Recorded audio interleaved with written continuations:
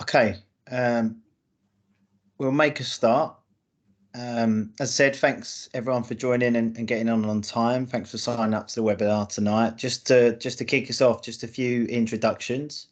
As I said, there was a few people I recognise certainly on the list of names that have signed up. So my name's Nick Emery. I'm the head of development and investment at Essex County FA, so leading our facilities and investment work across the county.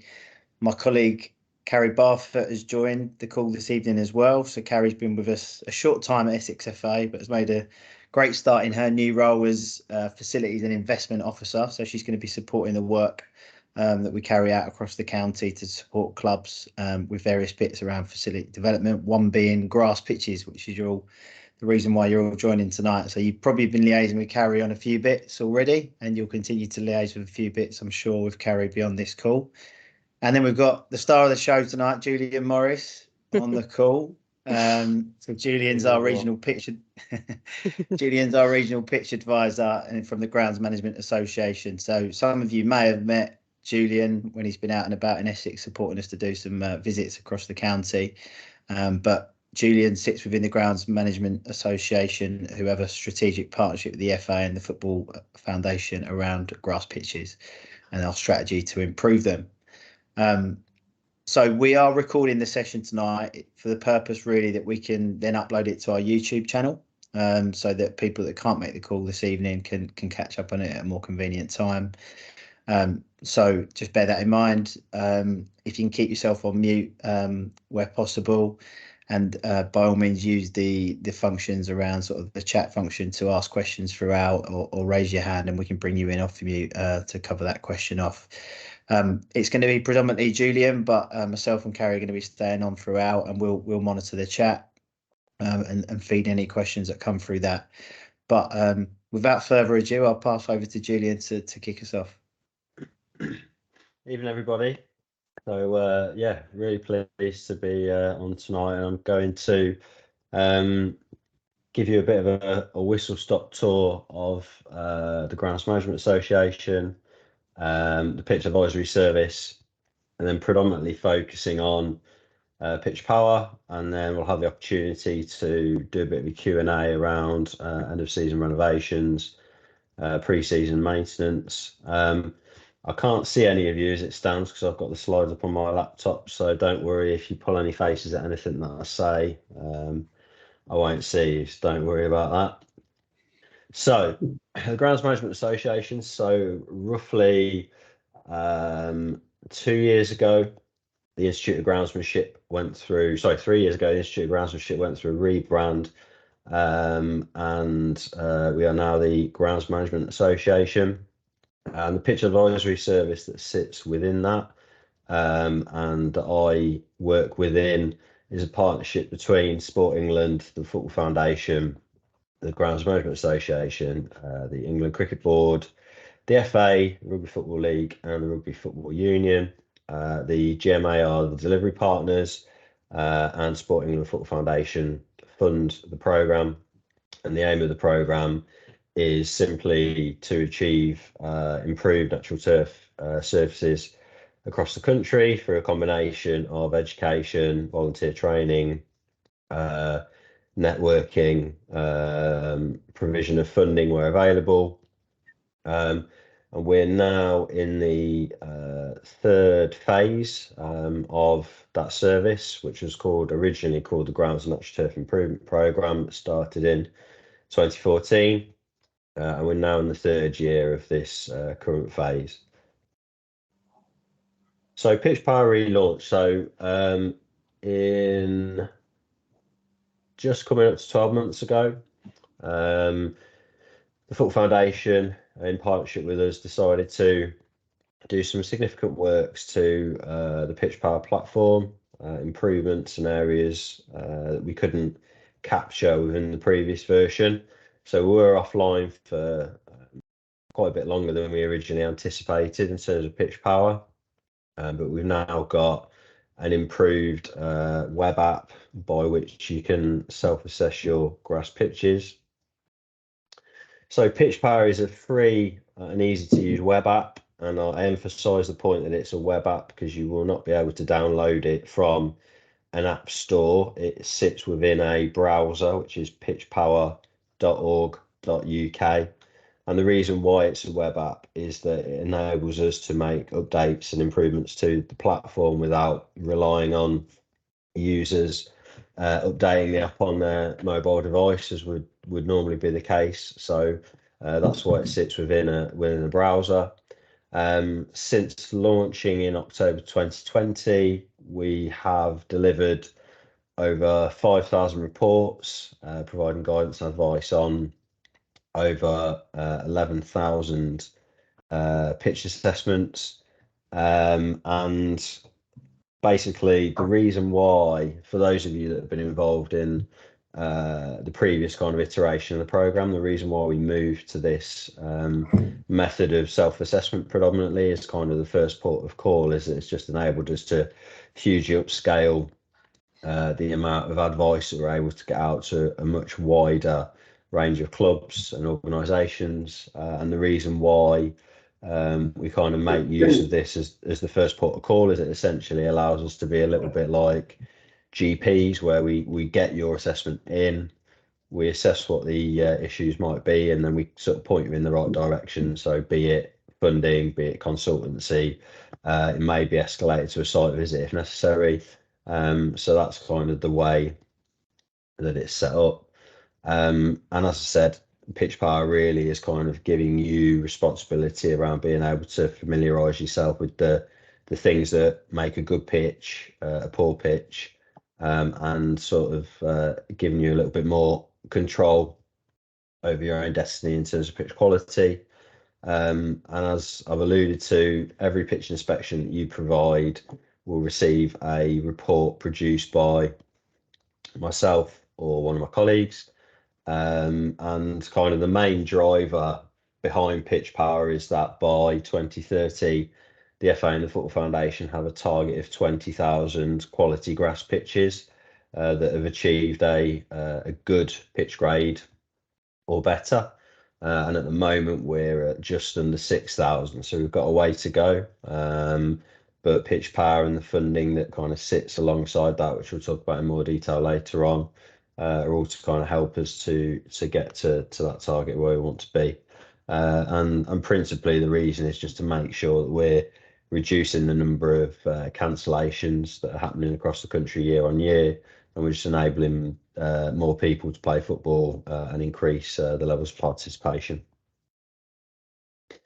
So what's new in terms of the Football Foundation? So by 2025, there is an aspiration that 40% of Football Foundation investment will go to multi-sport projects. And essentially the redesign of PitchPower is to enable us to incorporate the other sports. So we've got Rugby Union that's coming online for PitchPower very shortly, Rugby League that is already available, and then we're expecting the cricket version of PitchPower to be available from some, and it's sort of enabled us to capture, from a football perspective, it's enabled us to capture more information about your grounds, get a bit of a wider range of information and pictures, and capture a little bit more data about what you're doing, who's responsible for pitch maintenance, etc. It just enables us to provide a slightly more bespoke report for you that make sure that it gives us a higher degree of accuracy, which is important when we're dealing with remote assessment. Any questions as we go, pop them in the chat. Kerry, you can give me a shout, or Nick, or if you're struggling with the chat function, just unmute yourself and feel free to shout out.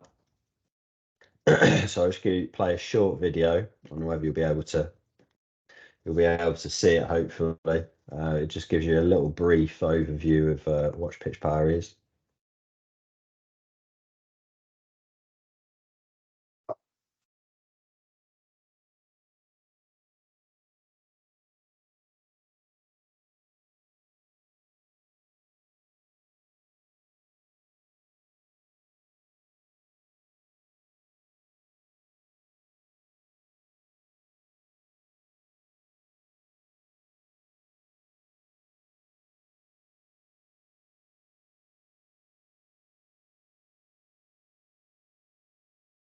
There we go.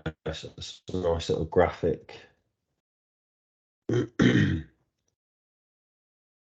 So for those of you that haven't used PitchPower before, this won't make so much sense, but there will be some of us on the call that are probably familiar with either this version or the previous version of PitchPower. So as I said, it's a web app model, so you won't find it in the App Store. So you can see the link there, pitchpower.org.uk.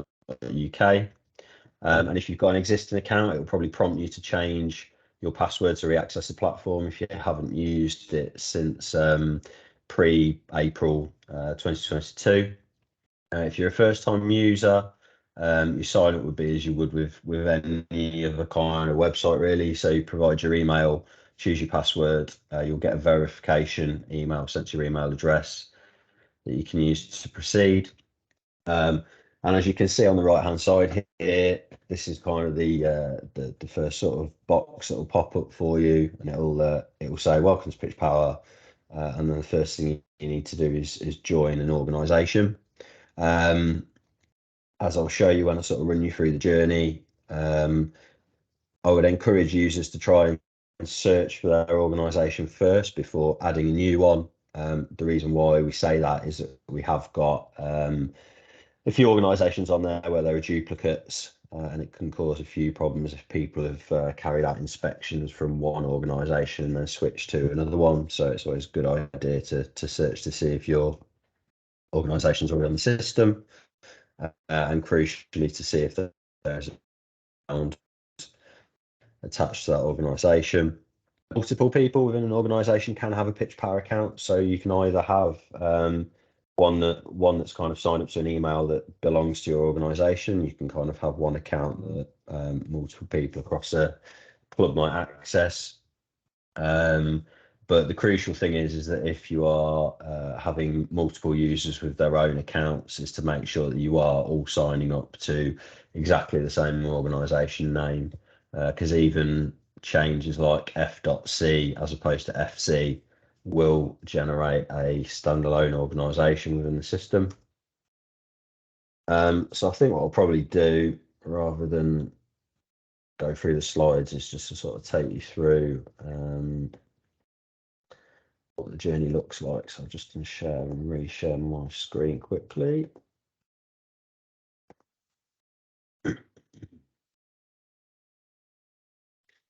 See that okay? Nick, I don't know if you can give me a thumbs up, or hopefully you can see that all right. Yeah, we've got it now.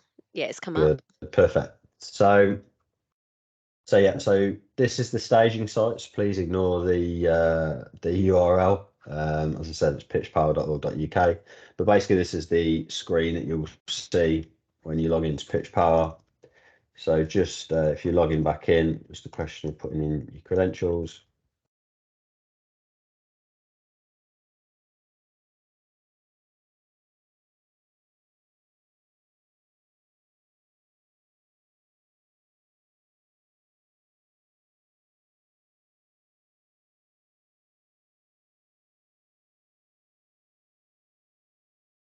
So what you will get as a public user is a dashboard, a profile where you can update information on yourself, the opportunity to join an organisation, as I just mentioned. If you've already added an organisation, you can access that via the My Organisations tab.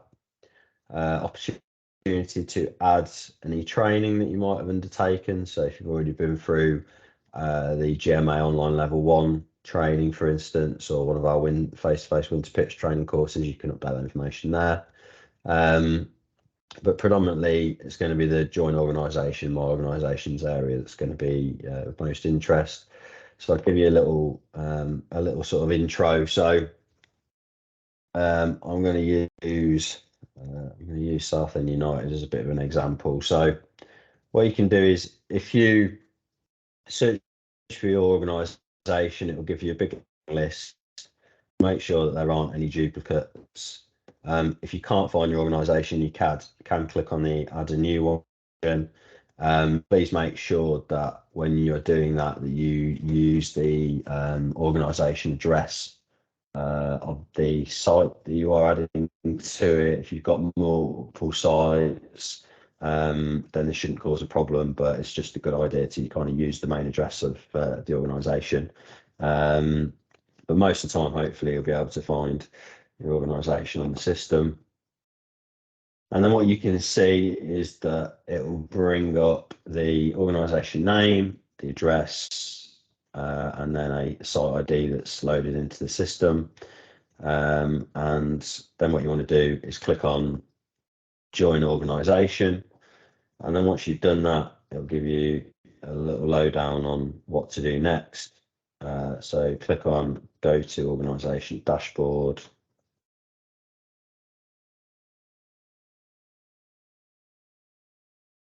And then what that'll do is you'll come to a page like this. And if you've already got a ground attached to it, then you can just click on whichever ground it is that you want to carry out an inspection for. But in this particular case, I'm going to click on join a ground.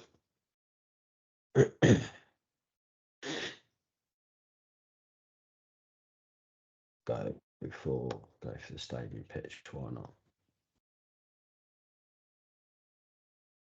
So what you will see is you'll get a little site map that pops up, and the sites in the area will kind of come up with one of these HQ dots.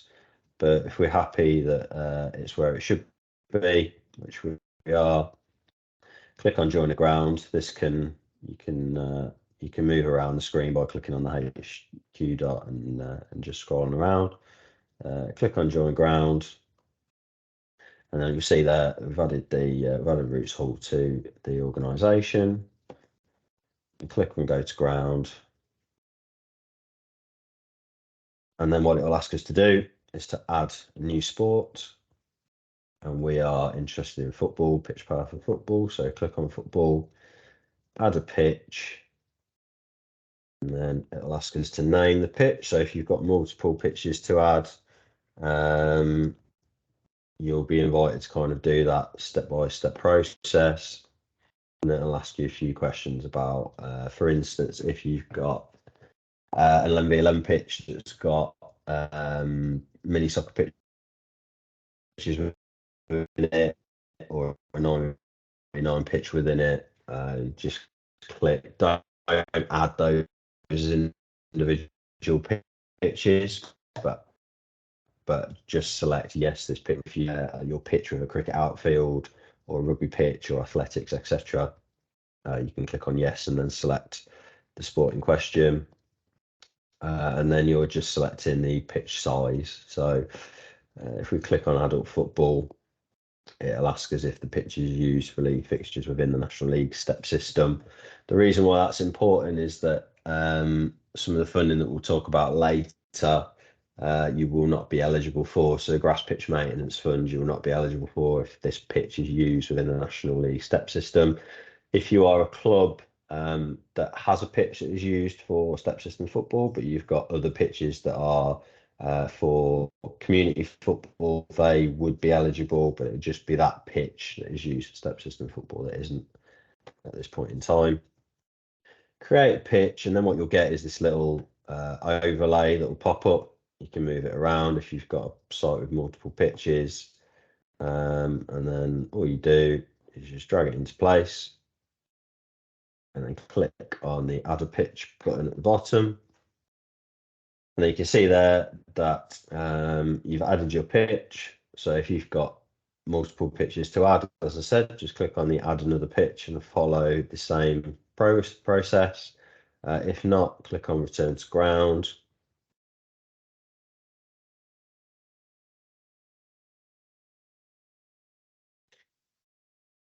And then what it will do, as you can see now we've added a ground, we've selected football. You can see that the pitch is locked in on the map here. So click on inspection due now, open sport, and then we can see now that it's now prompting us to begin a pitch inspection. So before we do that, and it's kind of worthwhile saying at this stage that there are kind of some areas of the PitchPower journey that are easily done kind of from the comfort of your own home on a desktop or an iPad or something, more so than using a mobile device. And we've got a couple of sections that we sort of ask questions generally about the maintenance of the pitches. So I'm just going to take you through that quickly so you can get a bit of a picture of what that looks like. So really important for me as an advisor to get a really clear picture of the maintenance that you're already doing to your pitch, or that a contractor or a third party is doing to your pitch, local authority, etc. So it's really as simple as clicking on the maintenance procedure, selecting how often it's done, and then you can give a little bit of detail where you might say mown weekly between March and October. You can include the height of cut if you want to, so we could say it 35 millimeters, and then click on save, and it'll save the answer. You only need to press save once. So if we go, I'm marking again weekly, marked with a transfer wheel marker. And you could say, for instance, by club staff. And then what else could we include? We could include deep spiking, so verti draining. So we could say, right, we're doing that twice a year. Drained. And you might say that's done by an external contractor. Just as one more example. Got one for repairs. Okay.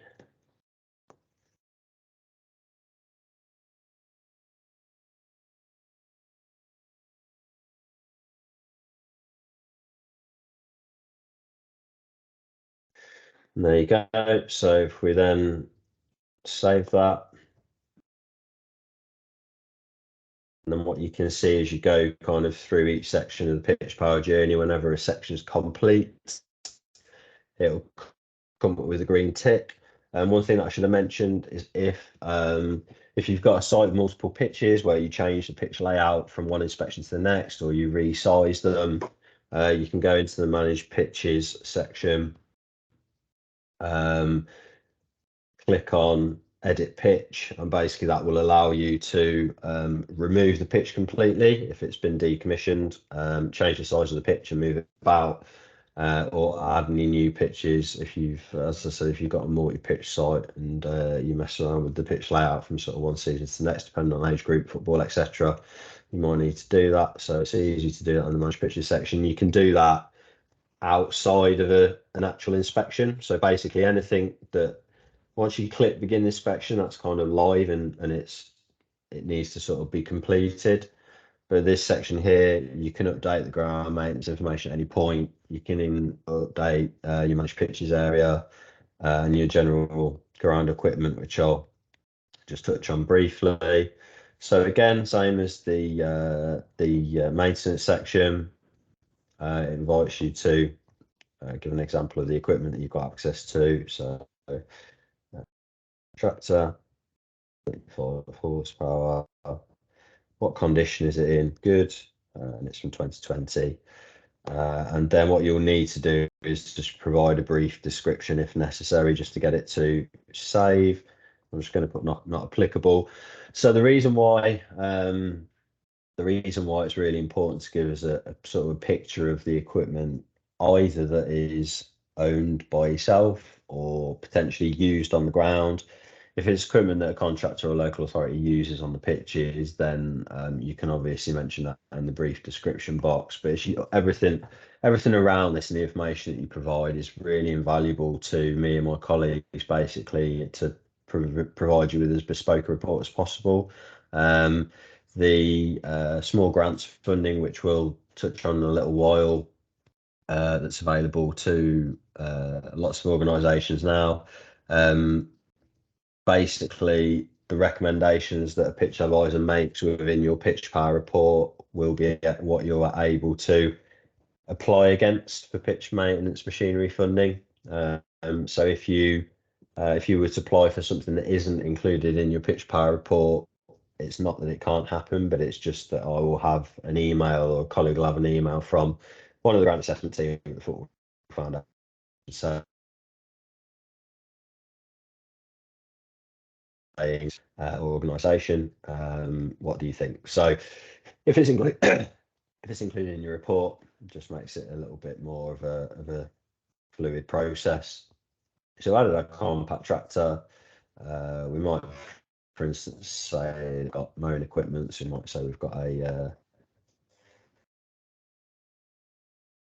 tractor mounted roller mower. Roller mower is actually really old, in poor condition.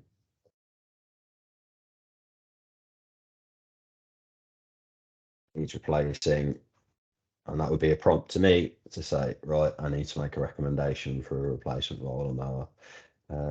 So click save.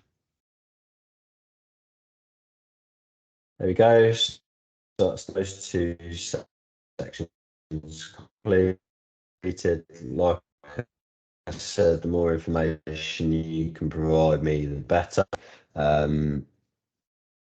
Whether it's ages since you've kind of made any or whether it's bang up to date.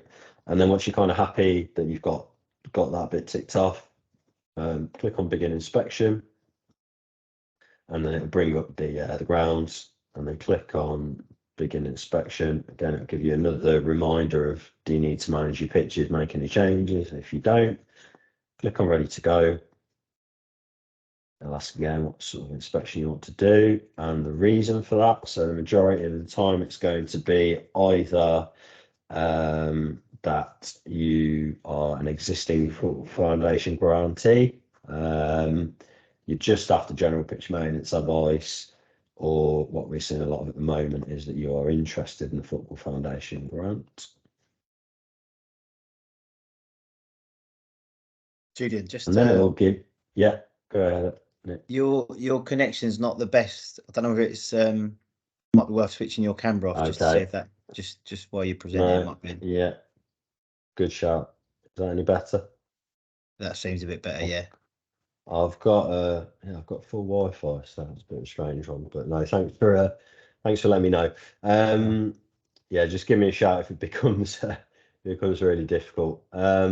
So yeah, so once you click on begin inspection, it'll ask you, what do I need to complete my inspection? So obviously, when we were working with the developers to design PitchPower, we wanted to make it as user friendly, predominantly for the volunteer, as we possibly could. So we're not asking for a big long list of pitch measures. We're not asking you to use any agronomic tools to do this. We tried to keep it as straightforward as possible.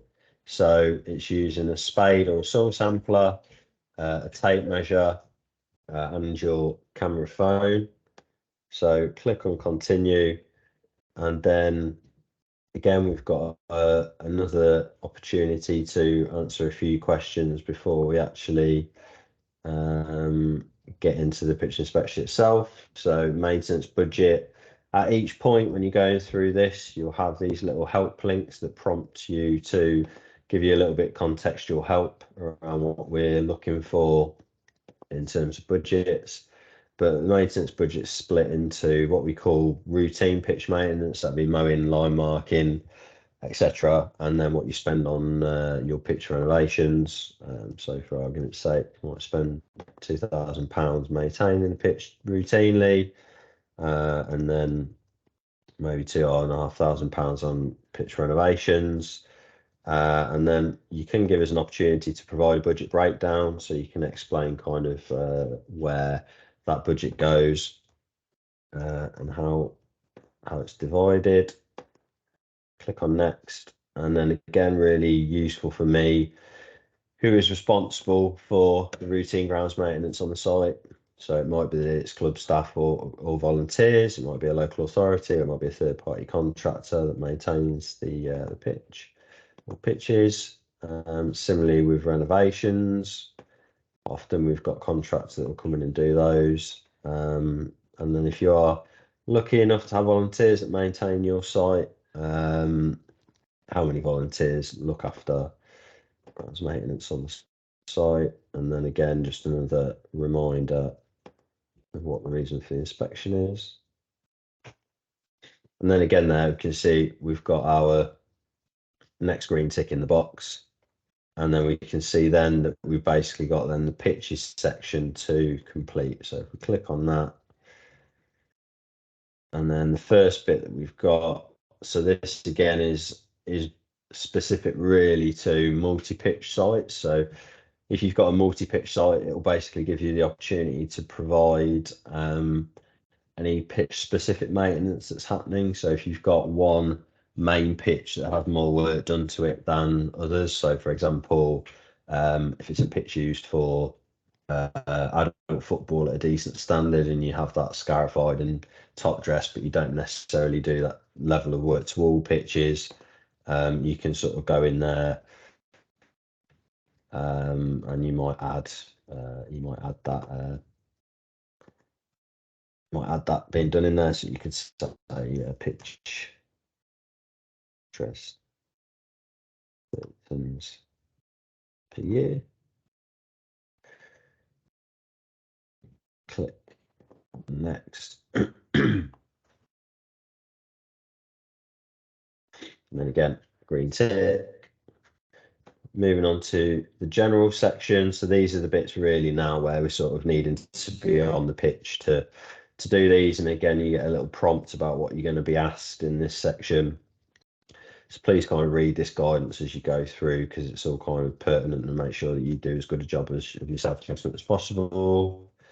And then we're sort of asked firstly kind of a subjective measure of how your pitch drains after rainfall. So 24 hours kind of after heavy rainfall, how well does the pitch drain? So is it free draining whereby there's no standing water? Is it slow draining whereby the pitch is playable but it's soft underfoot and it affects the quality of play and you see surface damage? Or is it sort of still unplayable 24 hours after heavy rainfall? Select the appropriate one. Does your pitch have drainage? So if it does, you can select the type. If it doesn't, just select no. And you can sort of provide a bit of a guideline as to when that drainage might have been installed. Again, useful information for me to know, because chances are if it's 20 plus years old, it's probably not working at its best anymore. So again, just sort of useful context for me. And then there's the pitch used recreationally. So if it's a public open space or recreation ground, etc., where there's lots of public use, then you can click yes or no, not applicable. Again, there are for kind of each type of pitch construction and each drainage system, etc., there are kind of recommended weekly hours of usage. So really helpful for me to sort of be accurate in reflecting how many hours a week a pitch might be used for. And then equally, since the previous inspection window, how many cancelled games there's been. The way that the inspection windows work is there are three. They are July to October, November to March, and April to June. Normally we would expect people to be providing pitch inspections if you've got a grant and it's a terms and conditions requirement twice a year, and we kind of would expect predominantly them to sort of come in August, September, October, and then for instance maybe January, February, March, kind of in those two windows predominantly, but basically every 6 months or so typically. So you can give us a bit of an idea of where your cancellations are at. Just in general, this is kind of all cancellations. And then we'll sort of ask for waterlogging specific cancellations, because again, that's another signpost to us that if you've got a if you've got a serious number of cancellations on the site, that again, it's a flag to us that there may be need for further investigation and further support outside of PitchPower. Then you get the opportunity to select if you've got any damaged areas. So this might be rabbit damage, for instance, vandalism, any particular surface damage, waterlogging, ponding, etc. If you haven't got any, just click on none. You get 4 opportunities to provide images of damaged areas. And again, that'll just be something that you'll get feedback on in your report. Again, trying to familiarise yourself with the FA goalpost guidelines and making sure that your goals are compliant. And then the first image that it asks us for, that's kind of the pitch specific measures, is is line markings. So nice if we can to provide a nice wide angled image of the line. We can see that it's bright, it's clear, it's the standard, it's the right width. There's no burning in of the line. We'd say that is an above standard marking. And then the wide angled image. So this basically should be from just behind the goal line, looking out across the pitch.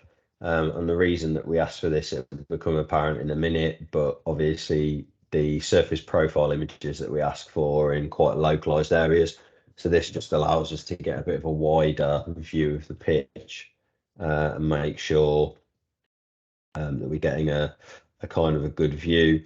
I haven't actually got a great example of that, but basically you'd be looking out sort of across the length of the pitch from your goal mouth.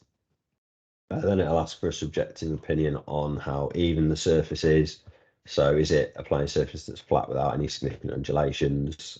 It's generally flat, but with some minimal undulations, or the levels are really poor. It has a big impact on playability. And again, another prompt around whether the pitch is used for National League Stats System football or not. And then has the pitch had any significant renovation works done in the past 5 years? So has it had a full renovation that will sort of incorporate scarifying, top dressing, seeding, deep spiking, etc.? Has it had a full rebuild? Have you put drainage in? Has there been any pitch leveling works? And then the additional information area here is kind of a really good opportunity to provide any context that isn't necessarily able to be reflected in your PitchPower report. So if you've got anything that you kind of want to tell us about why you're providing your inspection, any particular issues or challenges that you've got, this is the place to do it.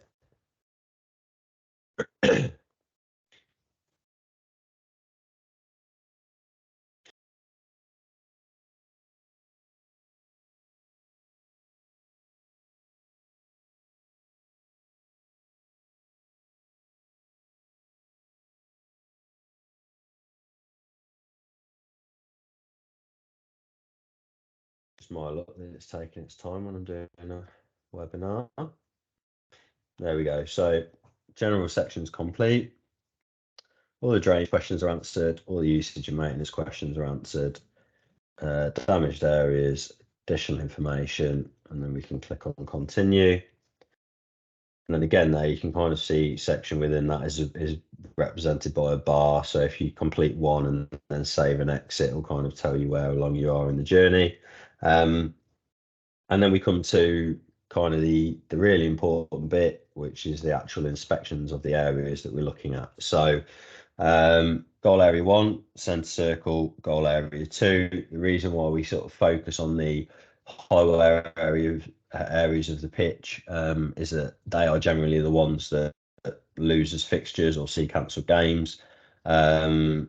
We, in sort of previous pitch testing methodology, there used to be one assessment on the wing, but we often found that it wasn't really useful because it'd sort of throw out the grade on other areas of the pitch that weren't in great condition. So the main sort of thing to say about these is that we want them taken in a location within that area that's generally reflective of the conditions, so kind of not a bare goal mouth as we might have at this time of year, or an area that's got loads of grass, but actually somewhere in between it's kind of broadly reflective of the area that you're inspecting. Again, just a reminder of what you need and what to include in the photograph. So to include a ruler or tape measure with the grass height and soil sample pictures, to take the grass cover picture and the weed cover picture in the same location,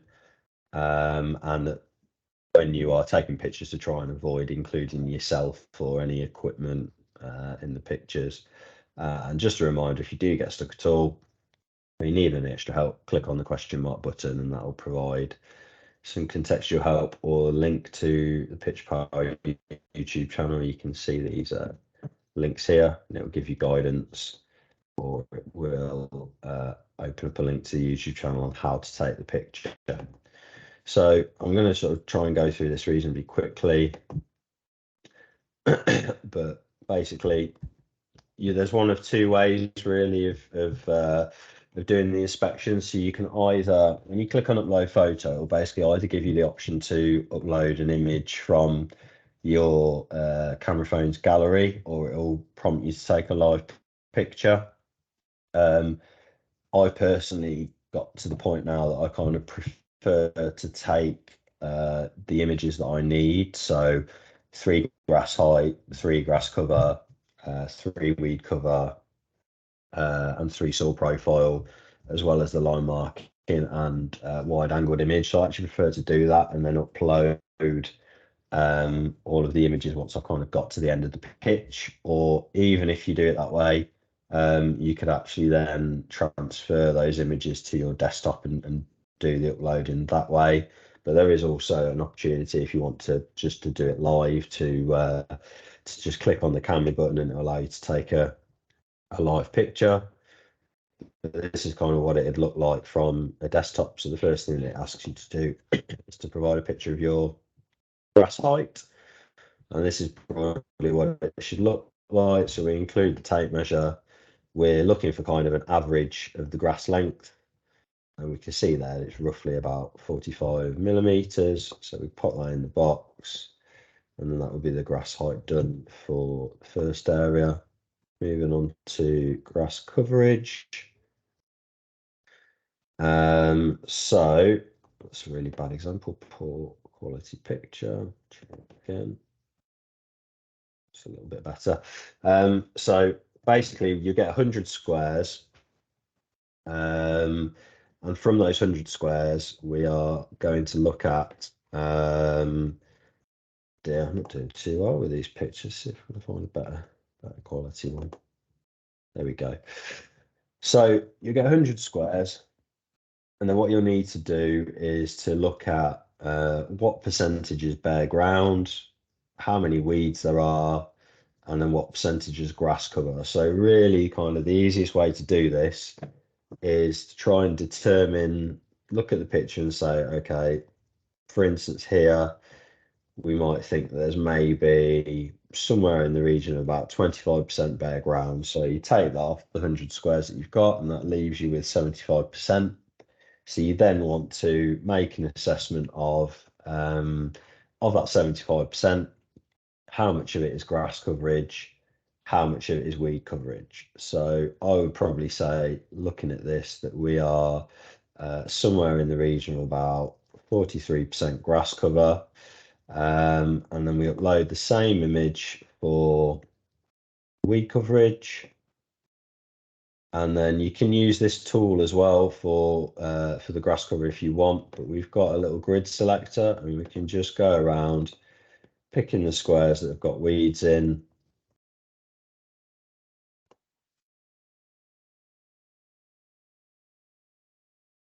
And that's going to give us a decent picture of where we're at. So we've got 25% bare ground, 43% grass coverage, and 22% weed coverage. Again, subjective measurement on what impact surface debris has on playability of the pitch. So if it's autumn and you've got lots of leaves and branches on the pitch, or you suffer really badly with worm casts or molehills, or in the summer months, it might be grass clipping and debris that's kind of left on the surface after mowing. It might be that it's below standard and it's having a big impact on playability, but you select the one that's appropriate to you.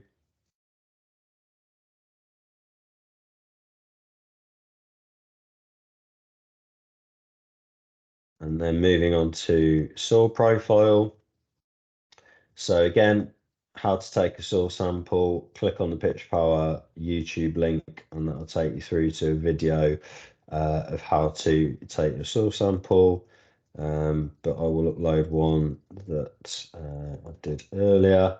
And we could basically see here that what we're looking for is if you use a soil sampler, it'll obviously kind of give you a it'll give you kind of a cylinder to take out and assess, but I often find it easiest to kind of use a flat edge spade and basically cut out a little triangle.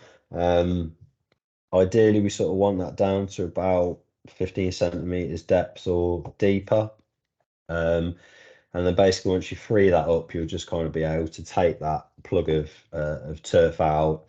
And then what we're really looking for is the root depth. So we can see here that the main sort of root ball, we're not looking for kind of one root that's found its way down here. We're sort of looking for the main root ball at the bottom, and that's down at about 120 millimeters, which tells us that the soil depth is at least to that.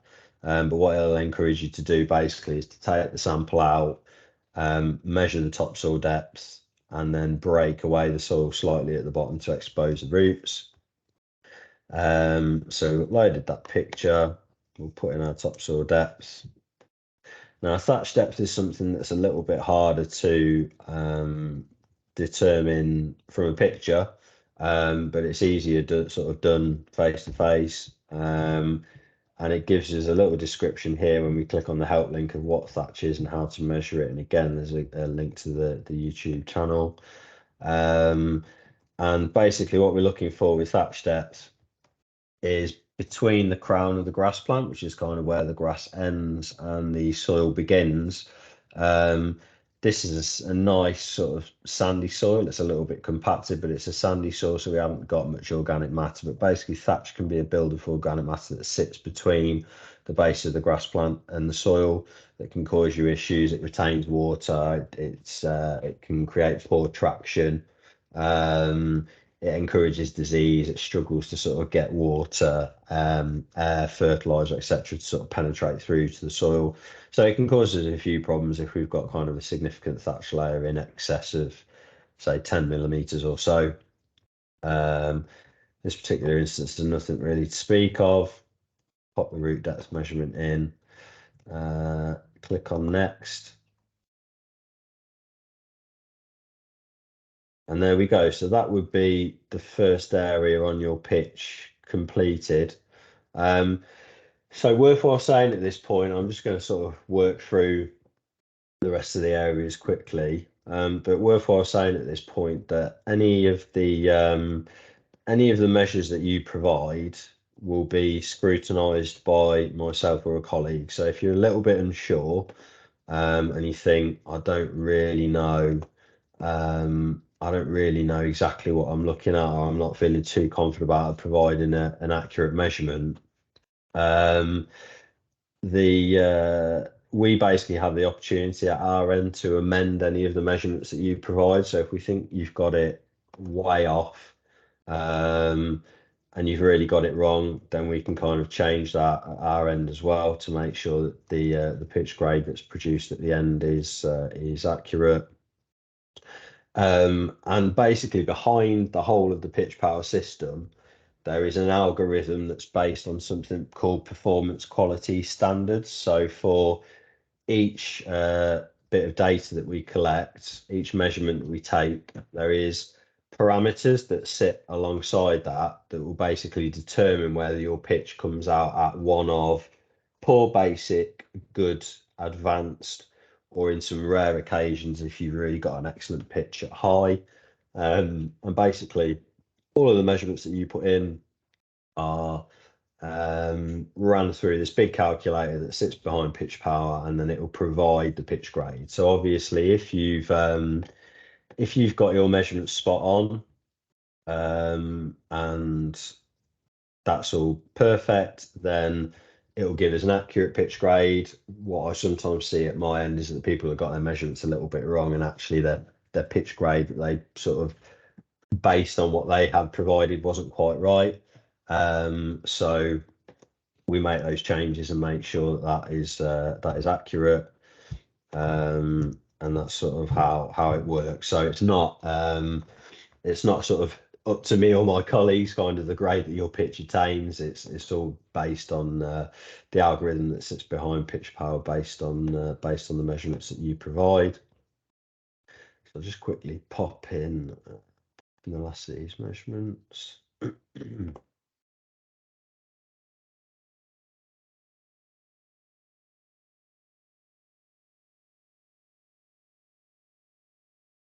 And what I should say is, because I'm going through this quickly, I'm sort of using the same images, but basically for every area that you assess, we want a unique image for the surface profile, we want a unique grass height image, and we want a unique soil profile image.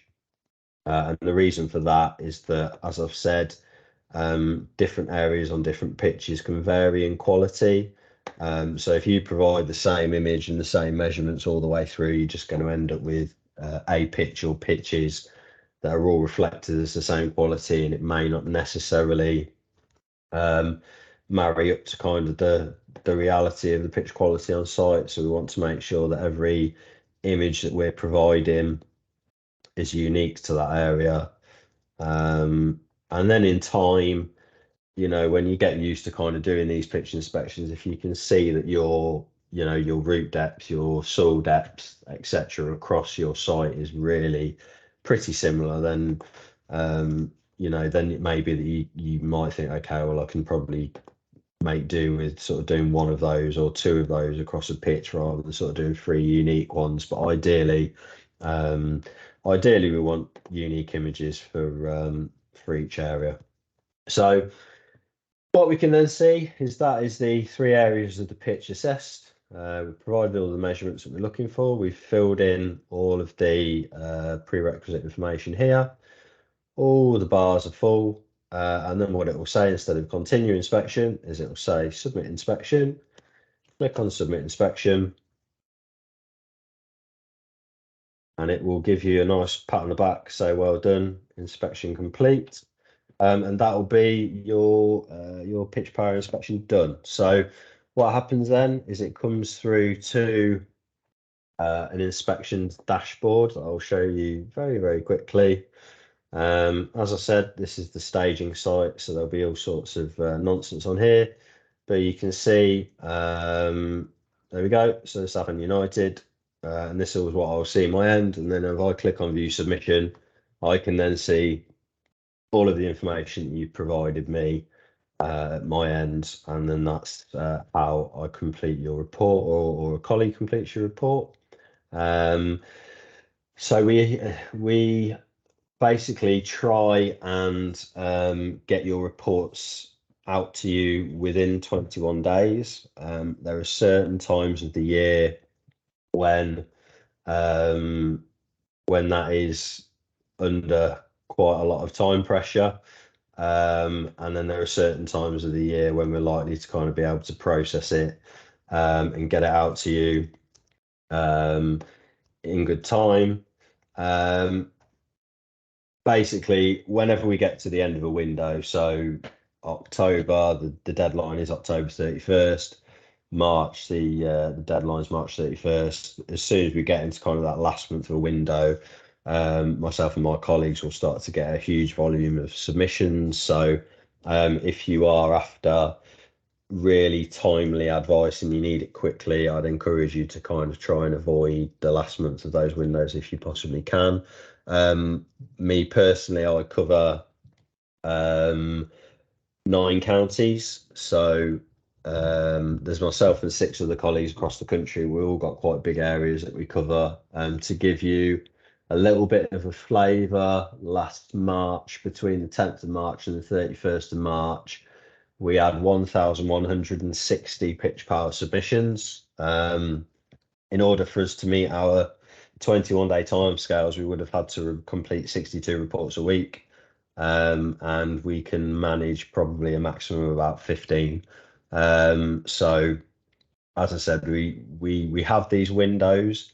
If you start an inspection within a window, you will need to submit it by that window deadline, else essentially you will lose all of the data. So if you start your inspection on the 25th of March and you don't get it until the 2nd of April, any information that you've added up until that point will disappear when you click over to the 1st of April. So if you start an inspection in a window, you need to get it submitted before that window closes. But as I said, each window is kind of anywhere between 3 and 5 months long, so try and do it at the earliest kind of possible opportunity. And then year on year, ideally, if you're coming back in for more advice and guidance, or you're doing it as part of your terms and conditions, for sort of continuity of data and for your improvement or pitch potentially going up or down in terms of quality, ideally we obviously want that to kind of take place at the same time of year in, year out, to try and make sure that there's a decent comparison from sort of year to year. And this slide that I popped up here is just a bit of an example of those parameters that I was talking to you about. So I've managed to flick through. So at this time of year, for a pitch to attain the good standard, we need to be hitting 71% grass coverage. So it just gives you a little bit of an idea of what we've got there. So I'll talk to you briefly, and this kind of just touches on the levels that I was talking to you about, but something that the Grounds Management Association are launching within the next 6 weeks is a national grounds management framework. So for each level of sport, across all sports, across the whole sort of pyramid from Wembley all down to Dog and Duck FC, there will be a framework, skills and knowledge matrix for each level, a pitch grade to aspire to at each level, and then there'll sort of be a budget and resources framework that sits behind that as well.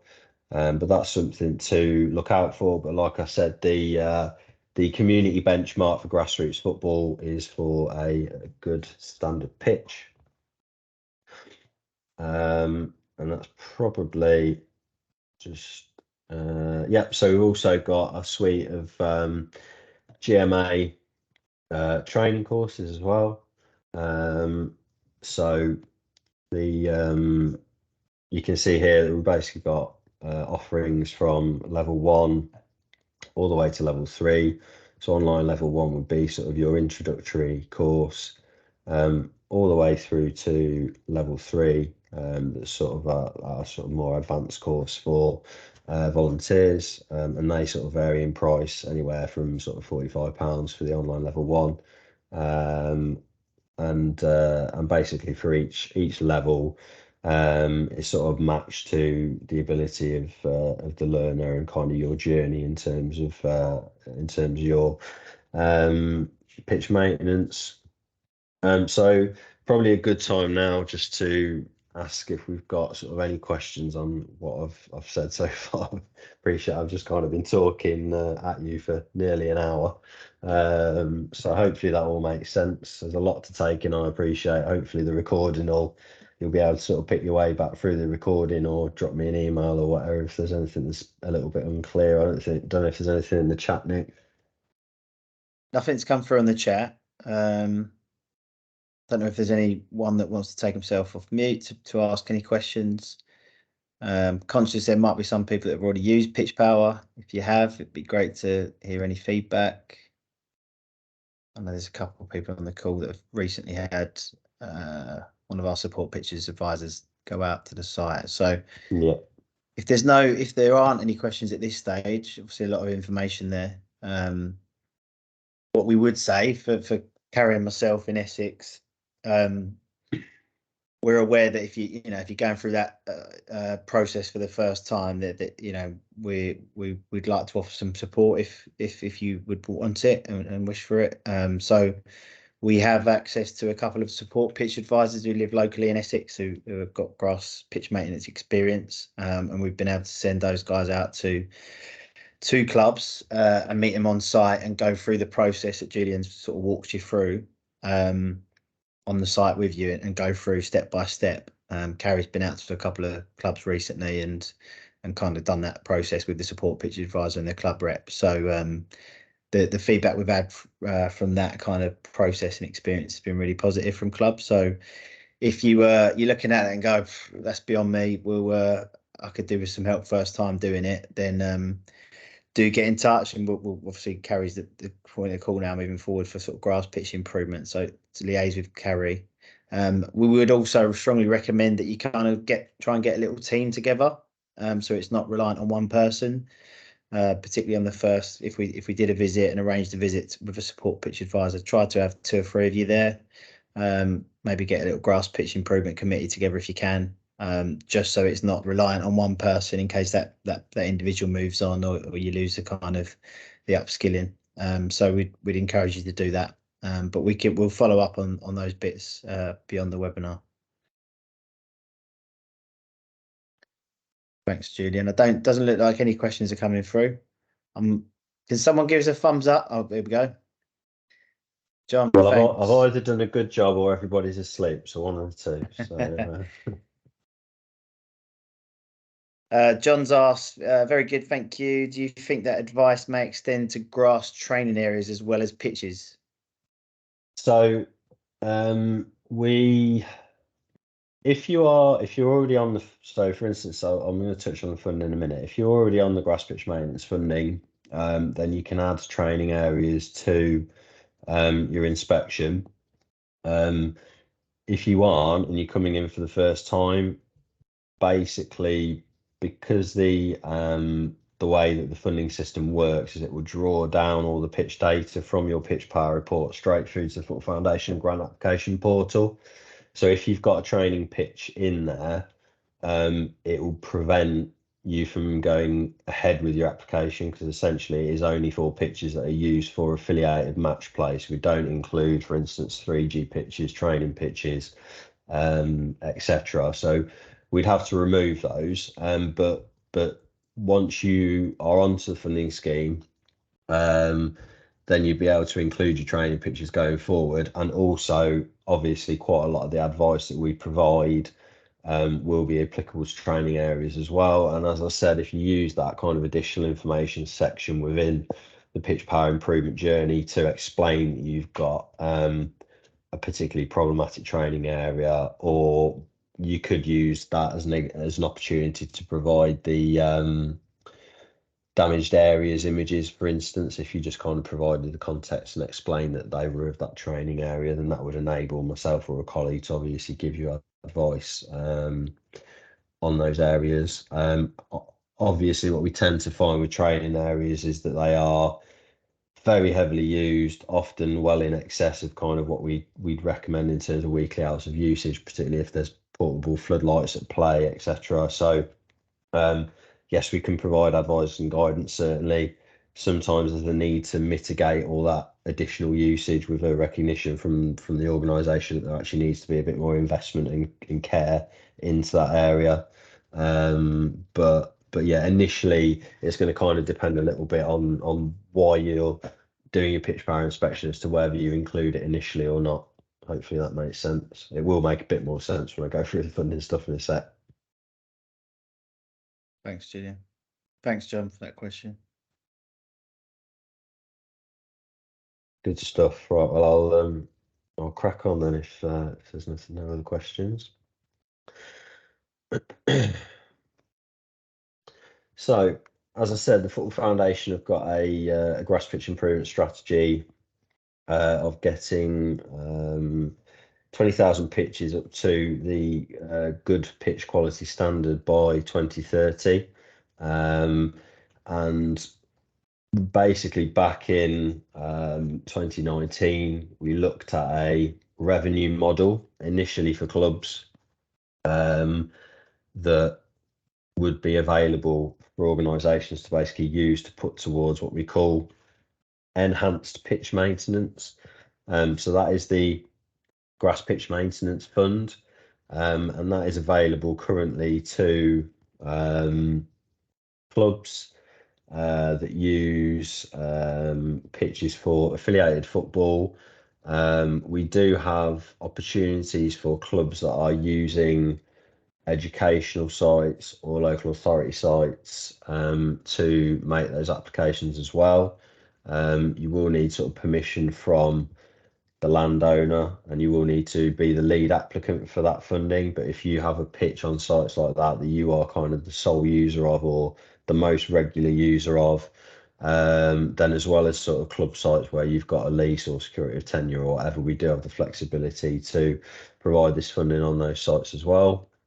Come April, there will be an expansion of the grass pitch maintenance funding to town and parish councils to be lead applicants as well, where they provide affiliated football as well as education sites.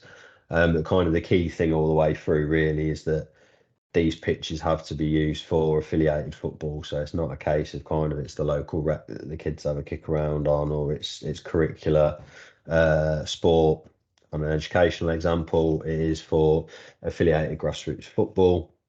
So the grass pitch maintenance funding, as I said, it's for what we term as enhanced pitch maintenance works. So it's anything basically outside of routine mowing and line marking. So it can be used for overseeding, fertilizer application, weed control, verti draining of pitches, top dressing of pitches, slitting of pitches, etc.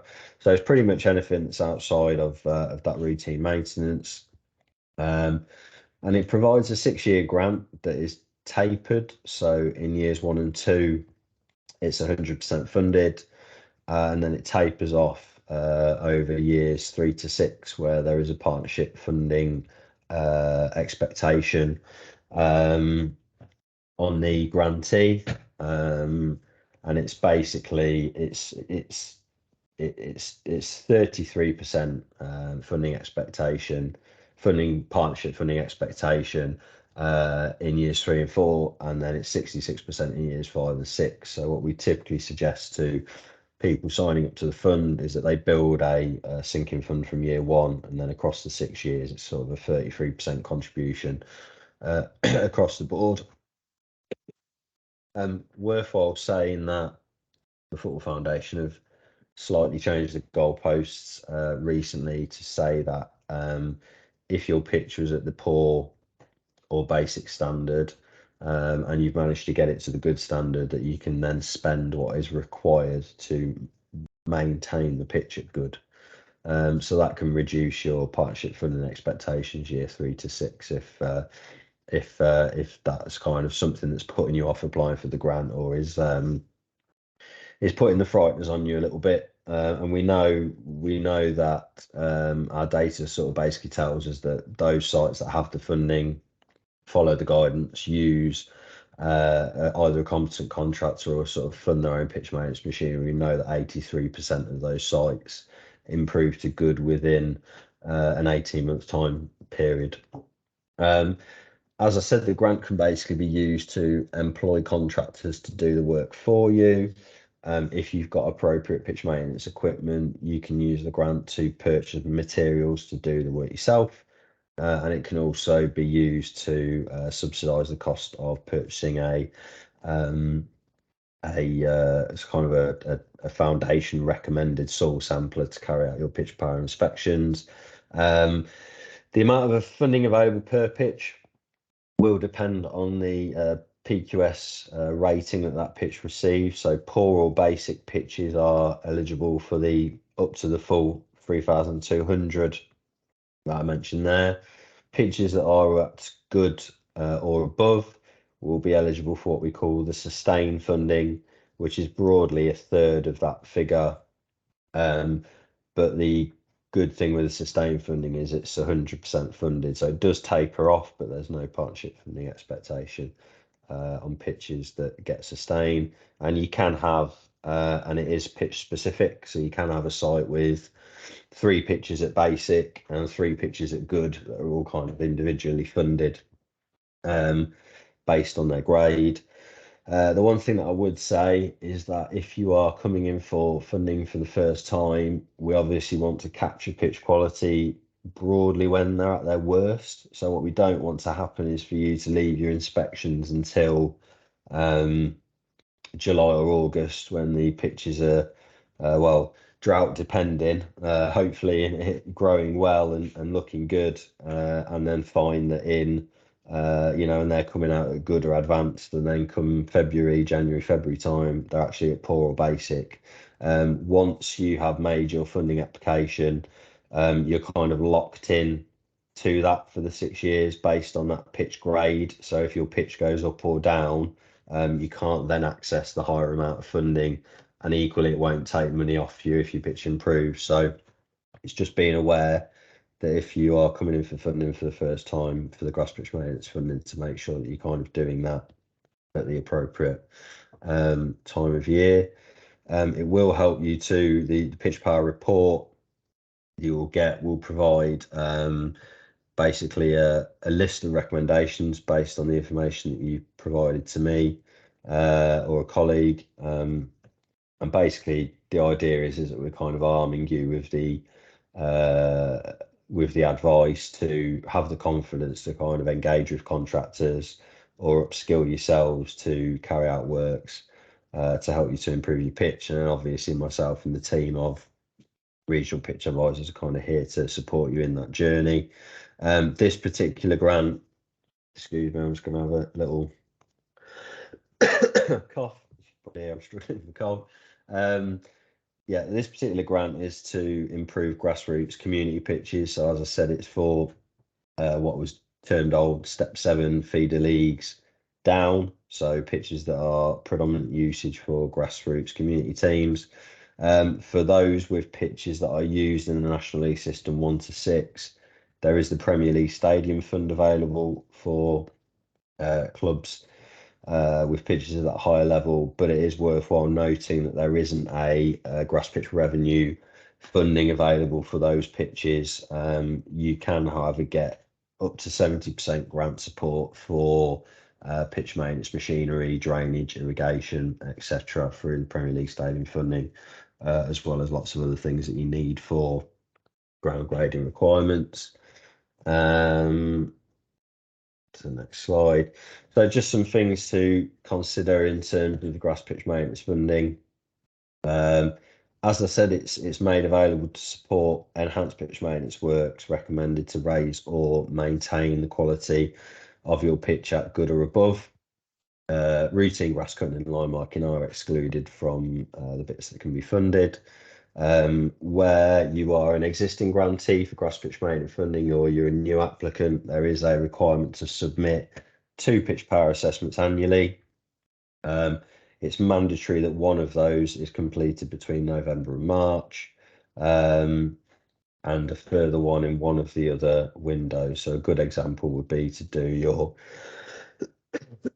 early season one in September and October, and your next one in February and March, by way of an example. And if that particular grant is awarded, again, to make sure that you've kind of got a basic understanding of pitch maintenance, it's a prerequisite that 2 members of the organisation complete the GMA Online Level 1 football pitch maintenance course.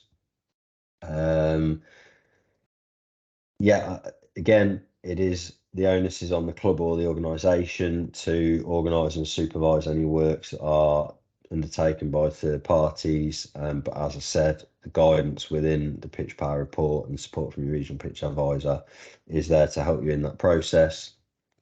We've also got the Football Foundation groundskeeping community where there's a wealth of advice and guidance as well. And as I said, we do carry out check and challenge site visits during the process to monitor performance, particularly if there are sites that maybe aren't progressing as we'd hope. And you can see at the bottom there kind of a bit of a breakdown of how the tapering of that funding works.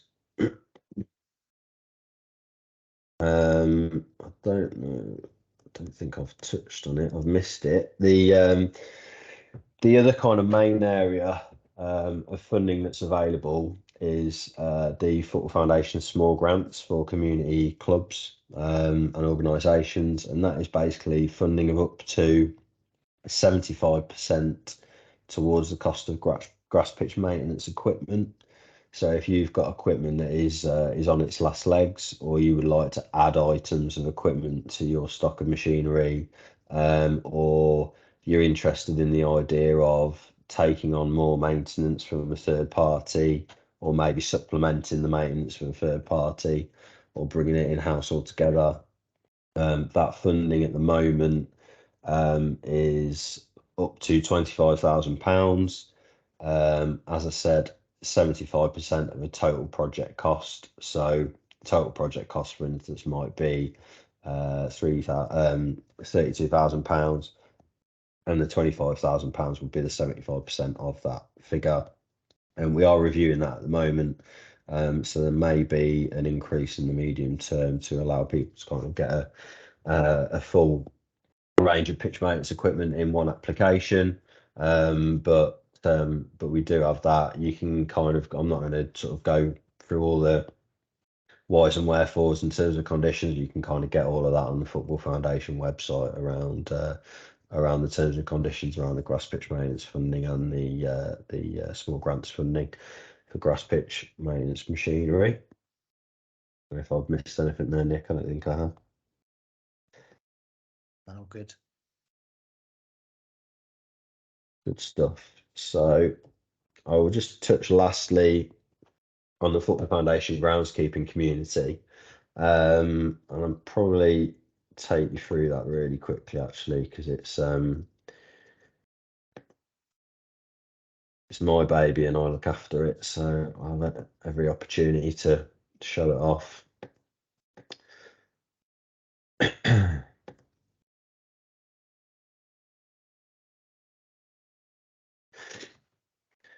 So this is the community, and essentially, hopefully you can see that okay. It's essentially it's got a few functions. So we've got so if you go to groups, basically it's free to use. The two groups that kind of we look after at the GMA and the Football Foundation are the community support group and the technical resources group. So if you click on the community support group and you look at the dashboard, this is basically an area where if you've got any questions around pitch maintenance, you can go on there, you can ask a question. You can see here that we sort of provide advice and guidance as well. But you can see here there's a chap that's been asking a question about his mower overheating, and there's the community have kind of come back and answered questions on it. Equally, there's a guy here that's asked a question around his grant, so I've kind of gone back to him on that. But basically, we've got 3,000 users on here now. They're predominantly all grassroots volunteers. We've got some sort of we've got some high profile professional grounds people on there as well, such as Carl Stanley at Wembley, John Lowridge at Leicester City, that are on there too, that sort of provide top tips and a bit of insight into things at the professional end. But then kind of within each of these groups, we've also got a resources section. So the resources section are where we get up to date news and events. So Saltex, which is the Grounds Management Association trade show, And then we've got these groundskeeper insights as well. So these are basically case studies from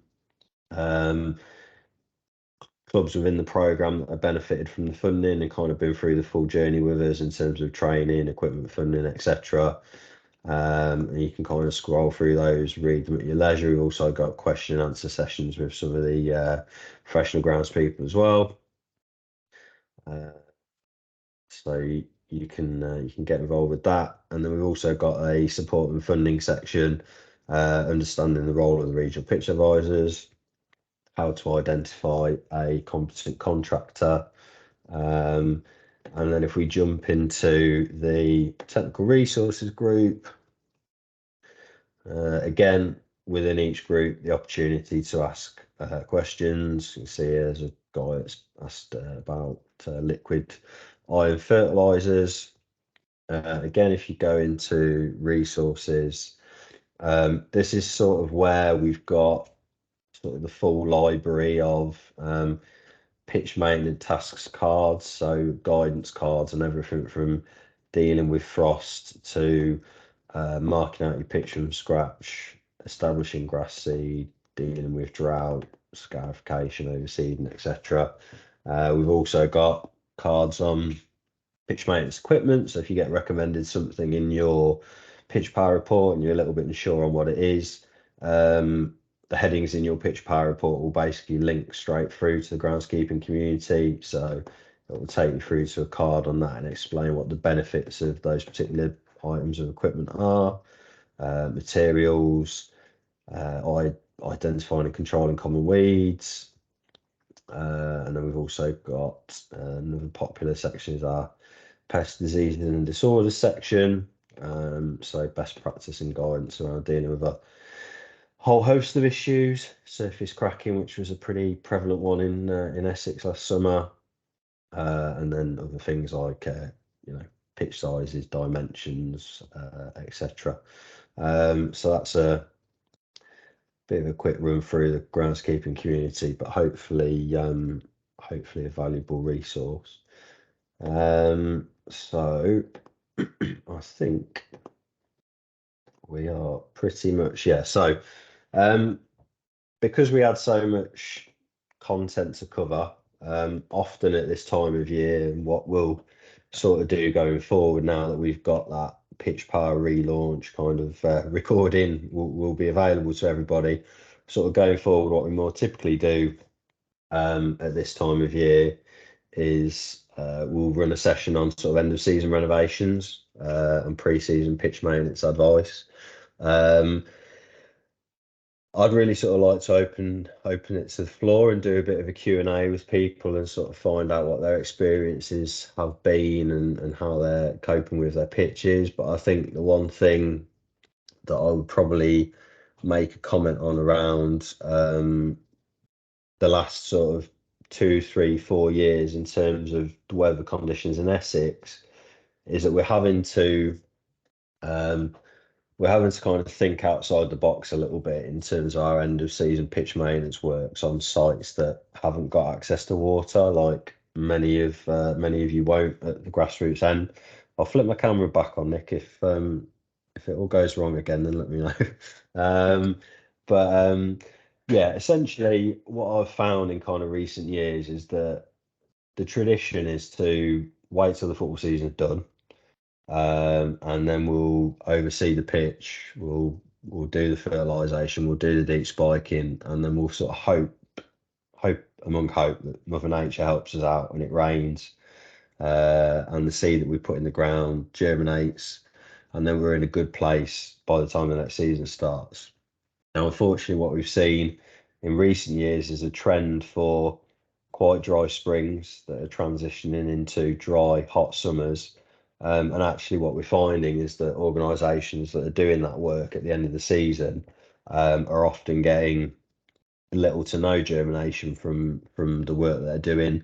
And then we're getting pitches that are really, really drought stressed and are really, really suffering by the time the season starts kind of come August time. So we're having to start to think a little bit outside the box in terms of the timing of works and when we're doing it. And one of the things that I'm increasingly advising to clubs that have access to grass pitch maintenance funding and have got the resource to implement the recommendations that we're providing is to think about whether they stagger some of the works that they do.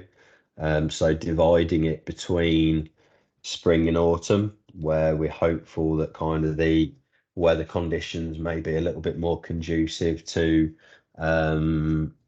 we're getting adequate rainfall, but the temperatures are kind of still there to encourage germination. There's a recognition that the pitches will still be in play at those times, but kind of my take on it is 70% germination from a pitch that's still in use is better than zero in a drought summer where there's no rainfall and it's too hot to kind of get anything to come through. And then what we sort of generally find then that if we're doing half rate seeding in end of March, start of April, and we get a decent strike and then we hit a drought, that there's at least a reasonable population of adequately established grasses to kind of hopefully see us through the drought period. And then equally, if the drought does hit really hard, we haven't put all our eggs in kind of one basket, and that doesn't sort of completely use up all of the resources that we might have had for that year if we do get a really bad drought, if we've kind of left it to sort of May time. And then the autumn window might allow us to recover some of that if we do get a really bad drought. So it's all the challenge with providing recommendations and guidance is that we're always kind of dealing with the best case scenario. You know, if funds allow, if contractors are available, if it's feasible to get people to sort of come back twice a year to do certain works for us. But it's really worthwhile now with the way that the climate's kind of shifting and the weather patterns that we have seen in recent years to sort of be a little bit cleverer and a little bit more creative in when we do certain works, and particularly that overseeding work. The last thing that we want to be doing is paying for 20, 30, 40 bags of grass seed, getting a contractor to come in and apply it for us at, at significant cost. And then finding that, the majority of that work is wasted. I think the other point I would emphasize is always recommending in established grassroots pitches to try and use a disc seeder to do the seeding works. The reason for that is that it drills it into the soil as opposed to just kind of broadcasting it. So it provides us with that seed soil contact. But what it also does is it puts it at such a depth that if we do get a drought summer, and kind of the worst case scenario is that it germinates, then you get a drought because then everything that you've seeded dies off. But more often than not, if it's left late till the end of the season, what can sometimes happen is we seed, we don't get any rain at all, and then actually when the rain kind of returns September time, typically, we then actually get a flush of germination. I've seen it on quite a few sites where you suddenly start to see these seed runs that sort of appear in September time from work that was done, May time. So it's the right equipment, the right timing, thinking carefully about our patterns of usage and when we're doing certain works. There are always going to be areas on a pitch that are going to struggle to germinate if they're played on. So your goal mouths, you're probably going to have to accept that ideally we sort of want to do rolling repairs through the season and kind of keep putting grass seed in those areas when kind of the weather conditions are appropriate for germination, but actually they're probably still going to need some degree of renovation at the end of the football season. But actually the rest of the pitch, pretty much everything outside of the 6-yard box, we will get a decent rate of germination that won't suffer too much from wear for the most part. So it's just thinking a little bit more, a little bit more outside the box in terms of some of that work that we're doing to try and reduce the toss of the coin, essentially, if you haven't got access to water. So I think that's probably, we can talk about deep spiking and we can talk about all these other things, and I think we do that in future sessions. I'd say probably if there are particular points that you sort of want to raise or discuss, then please unmute yourself or pop something in the chat, and we can talk about that. Otherwise, as I said, you've got all those resources on the groundskeeping community that you can access that were basically written by myself and colleagues. So it's similar guidance. Those of you that have had PitchPower reports already equally will have that guidance within your PitchPower reports. But it'd be good to sort of hopefully hear a few thoughts from people that are on the call. If anybody's not feeling too shy, because I'm getting a bit of a sore throat now, so it'd be good if We had a question earlier, Julian, from Tom at Stansted. Just at the moment, our goldmouths are very bare and heavily sanded. Does this have an effect on the sample taken? I mean, again, it kind of goes back to what I was saying earlier, where and I have asked, and we are hoping that the wording is going to be changed a little bit in the inspection journey, because what we got originally, before we had the wide angled image, what we basically get is we'd get 2 bare goalmouths and we'd get a centre circle image where there tended to be more grass and 2 bare goalmouths. So what we're encouraging people to do now is to kind of take an area of the 6-yard box that's sort of broadly reflective of the condition as a whole. So between the goalmouth and the 6-yard line can be a good place to kind of get an accurate picture. In terms of the soil sample, yeah, I mean, we'd ideally really want to sort of take that just to the side of the goalmouth where there's a bit of grass coverage, and we're going to get some, we're going to get a reasonable view of kind of root depth and grass health. Yeah, taking a sample in kind of a completely bare goalmouth isn't useful. Again, that's on us to kind of improve the wording and the guidance in the inspection journey. We're aware of that is something that's been fed back to us, and we're sort of working on improving that. So that's a fair shout. I'd say sort of if you're doing your grass height, you're doing your soil samples, they can be done kind of just to the side of an area if it's particularly heavily worn. Otherwise, really, it's just about sort of finding an area that's not the best bit, not the worst bit, but sort of broadly reflective of kind of those central areas that are causing us problems. Yeah, as you said, this time of year, heavily sanded, which is good because it tells me that you're doing work to kind of keep them level and avoid any dishing. But yeah, this time of year, people sort of forking goalmouths, adding sand, trying to improve the drainage in them is pretty routine. So, so we want to capture that, and that's kind of what the wide angled image is for, because it kind of gives me an indication of actually, is it just a bare goalmouth and actually the rest of the picture is in pretty good shape, or is it actually pretty worn all the way through?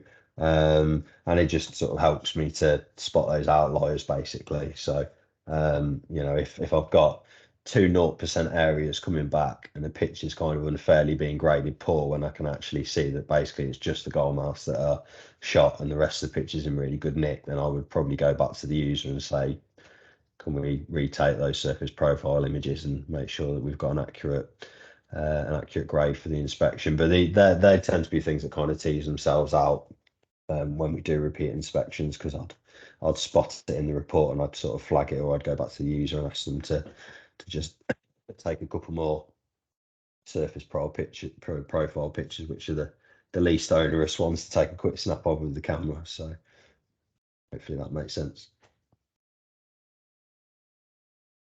Thanks. Nothing coming through in the chat. Julian, I've got a question for you. So yeah, we had a lot of cracking in Essex over the summer last year.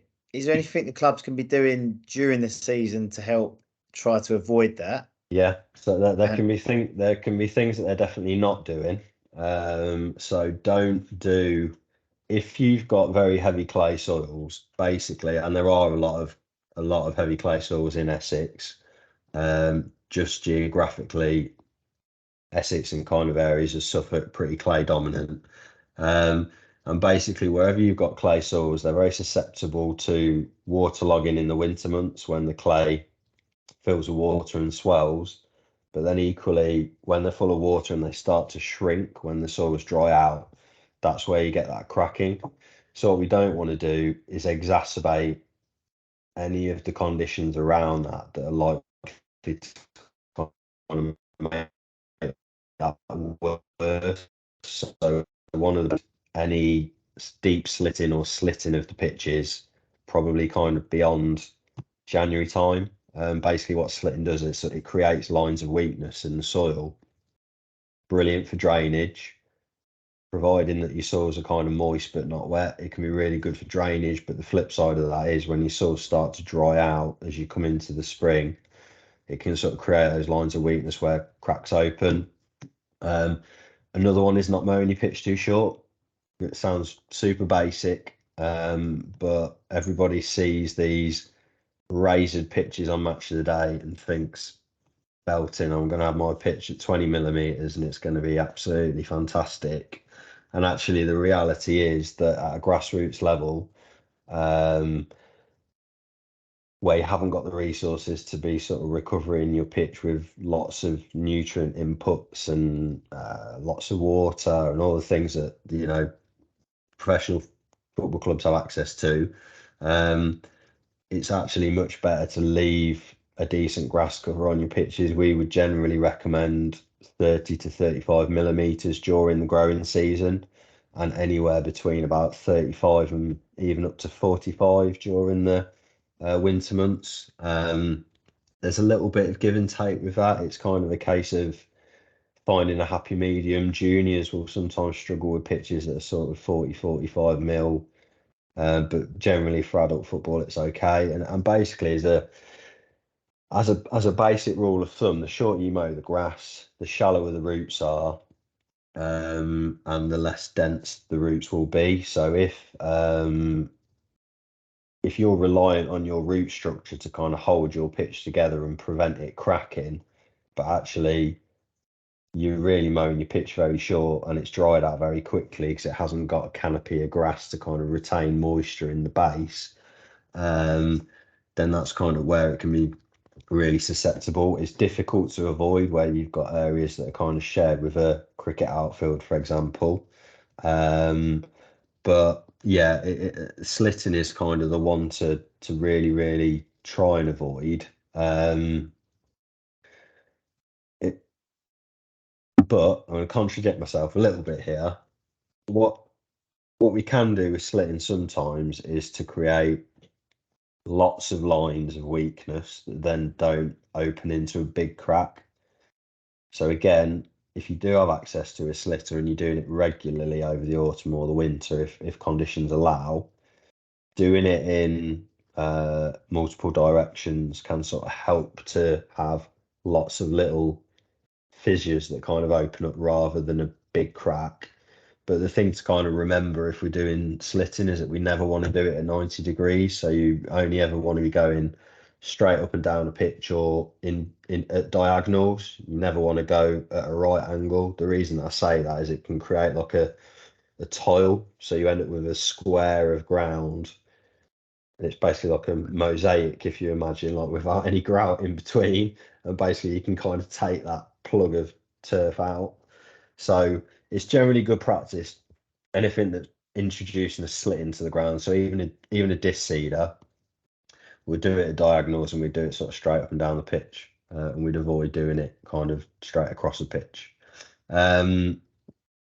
Just a question that's come in from Tom, Yeah. Julian, just linked to that.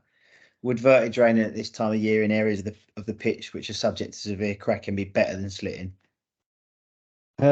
Yes, probably. Vertidraining does decompact the soil, but it doesn't create those lines of weakness in quite the same way. So if you're looking at doing an end of season decompaction work or a spring decompaction work and you're on heavy clay soils, I would err towards a deep spike vertidrain rather than a slitter.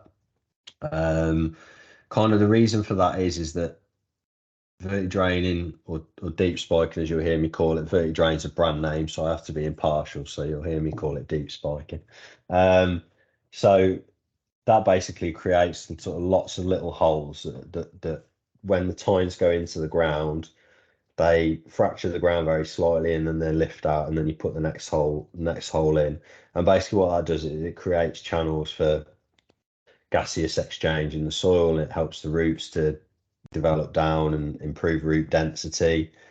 Slitting and practices like vertiquaking and earthquaking in particular, that are kind of those big powered slitters, are absolutely fantastic for drainage. And they're the sort of works that you want to be doing in the autumn before you hit the wet winter months. But they're the ones that are a real no-no to be doing kind of before the summer. I mean, I used to cover in my old region, I used to cover kind of the high peak in Derbyshire. Traditionally, 1,000 millimeters of rain a year. Drought was a new thing to me when I started covering Norfolk, Suffolk, and Essex. And it was and even there, I came across sites that kind of did that powered slitting in the spring that were in trouble with cracking come summer. So yeah, the long answer is that yeah, better off to go down the verti-draining route. And you know, if you have enough budget to do decompaction twice a year, then it's a really good shout to kind of do verti-draining in March, April, and do vertiquaking, earthquaking kind of in the autumn months before kind of the real heavy rain starts to come. I suppose the really crucial thing to mention around any of these works is that they're really conditions dependent. So sometimes the problem that I find with verti-draining is that people will wait until their pitch is already saturated or they're already getting waterlogging before they then ring a contractor and say, can you come and bang my pitch full of holes for me? And the problem with that is that if your pitch is already saturated, and particularly if you've got clay soils, what will basically happen is it might seem on the top of the pitch like it's dry enough to take the tractor and the verti-drain. I've said verti-drain even though I shouldn't, but everybody call it verti-drain. Deep spiker. So you drive that tine into the soil, and basically what happens is it's like plasticine. So if you imagine wetting plasticine and rubbing your finger down the side of plasticine, it seals it. So it's basically like completely smudges the side. So what happens then is that you've created a hole that's completely sealed off from the soil around it. The next time you get any rainfall, all that's going to happen is you end up with a hole full of water. So I used to get it. I worked in professional football for a decade. I'd have managers put him under massive pressure to get training sessions on. Non-drained pitches at some of our academy sites. And you'd be out there in conditions when you knew full well you shouldn't be anywhere near it with kit, trying to bang holes in it to get a training session on and get the surface water away. And you knew what you were actually doing is you might get that session on, but actually what you were probably doing is you were going to lose another 5 or 6 sessions when they should have really been fit, because basically what you were doing was you're actually causing a lot of damage to the soil profile that short term got that training session on, but long term you were probably going to lose another 5 or 6 when in normal circumstances it would have taken the water fine and drained properly. So any of those practices where you're driving a tine or a slit knife into the soil, it's kind of thinking, is the soil moist? Am I actually going to achieve what I want to achieve here? So, you know, if you've had a period of wet weather, try and kind of hold your nerve and wait until that wet weather passes and the pitch dries out a little bit, and then that's then the time to take the opportunity to get that work done. So the next time the rain comes, the pitch is kind of be in a better place to kind of cope with that rainfall. The other thing that I'm always telling people to do is to try and get a clear picture of what's causing the waterlogging on your pitch. So I'm not going to go into it in too much detail because I don't want to kind of take time up if there's other questions, but we've got a how to cope with waterlogging card on the groundskeeping community.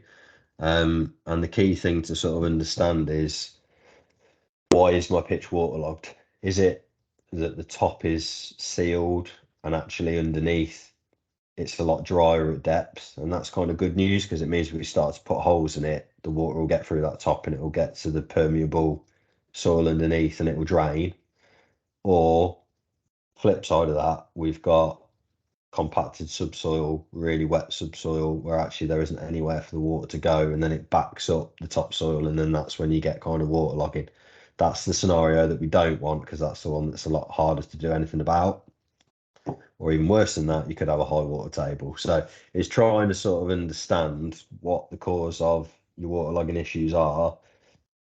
And one of the easiest ways to do that is if you kind of dig a half square meter hole off the pitch, to say 40 centimeters depth, you can start to get a bit of a picture of what your soil looks like. So is it wetter at the top and drier at the bottom?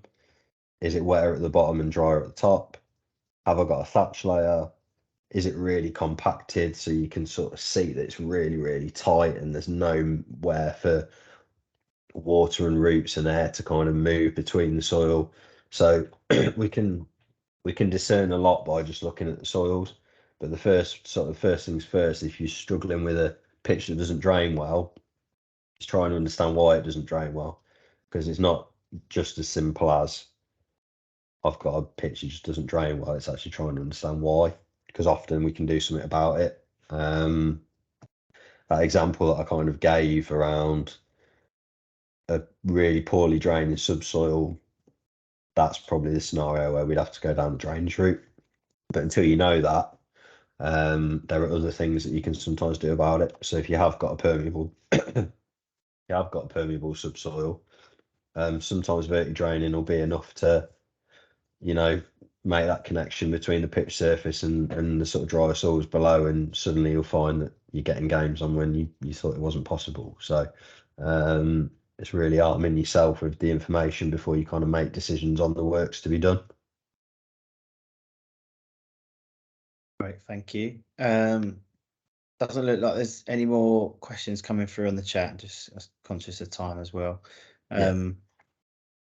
Just a couple of bits on the grass pitch maintenance fund. Just a bit of local Essex context really. We've probably had about 25 to 30 clubs that have been successful now across the county to access the grass pitch maintenance fund. When you total that up in terms of the investment that we going into those clubs pitches over the next sort of 6 years, it's beyond sort of £900,000, getting close to £1 million now of investment going into grass pitches in Essex, which is brilliant. But I know there's some clubs on the call tonight that Carrie's already picked up that conversation. We've been having some conversations with to try and take that forward. Our ambition as a county FA is, we want as much investment going into the grass pitches across Essex as we possibly can. So if you're on the call tonight, or if you're listening back to this webinar, really encourage you to get in touch, look through the information, get involved in PitchPower to start with. Speak to Carrie, get one of us, get in touch. We might be able to help with a support pitch advisor, a visit to get you going.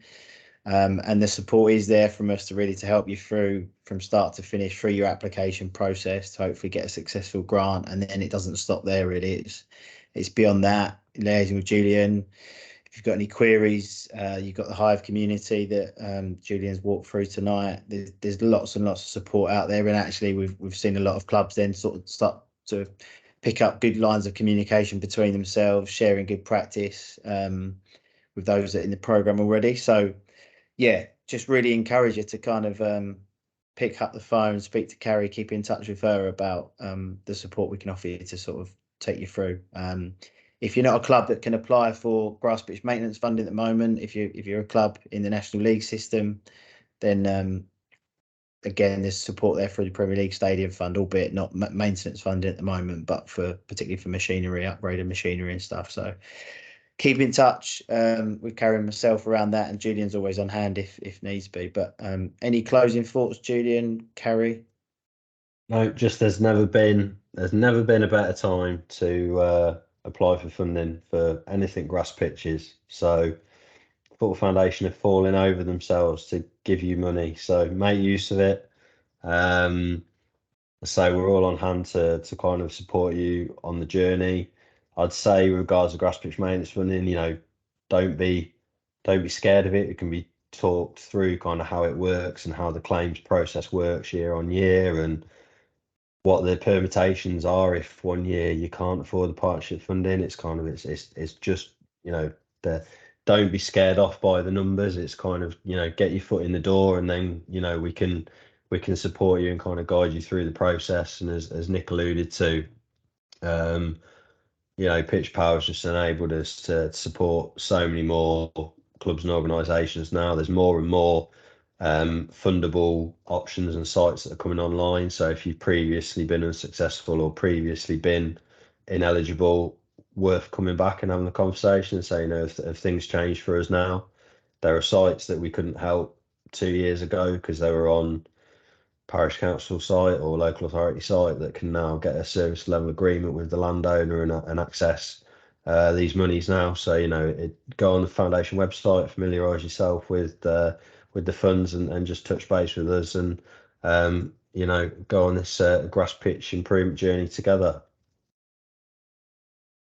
Yeah, and just really from me, just to echo everything that Nick and Julian have said, from tonight's webinar, hopefully that's given you a flavour of PitchPower and the Grass Pitch Maintenance Fund. Any help, support that you need, I can set up a call with you, a meeting. I can even come down and visit. So please use us. We're a resource to really help you and the volunteers that do some amazing work at the clubs. So it'd be good for you to all get in touch. Thanks all. Thanks to Julian for his time tonight, and thanks for everyone for giving up a couple of hours on a Monday evening. So yeah, thanks again. Take care. Good luck with your games coming up, and hopefully speak to you all soon. Thank you. Thank you.